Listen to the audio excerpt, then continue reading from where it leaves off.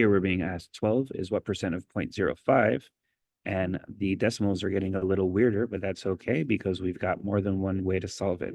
Method number one says the percent is simply the part over the whole, and believe it or not, 12 is the part, even though it's much bigger. But the reason it's the part is because a percent is a part by definition. So 12 is some percent. 12 is the part. So 12 over 0.05.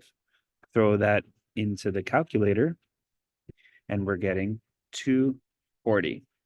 Now, to get from this decimal form into percent form, we've got to move the decimal 2 spaces right. But if that's a little confusing, always take a nice, easy percent, like let's say 56% is equal to a decimal 0.56, and use that easy one to remind yourself to get from percent form to decimal form, or the other way around. Which way do we move the decimal? Well, I can see from this example that to get from percent form to decimal, I would have to move it 2 spaces left, or to get from decimal form to percent form, I'd have to move it 2 spaces right.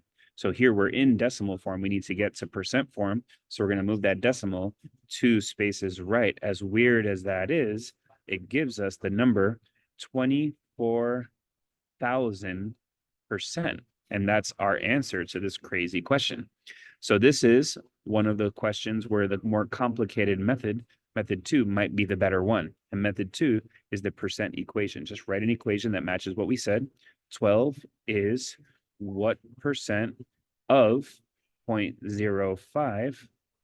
And now we're just doing the math on that. So we've got 0.05 as a fraction. Let's see, what would be the better way here? You know, with these decimals, I would actually say it might be better to just multiply by 100 right now. So right now we've got 1200 equals x times 0.05. By multiplying by 100, these things canceled and it made things a tiny bit easier. Now we can just divide by the 0.05 on both sides, and we're going to have 1200 divided by 0.05, which we already know is going to be 24,000.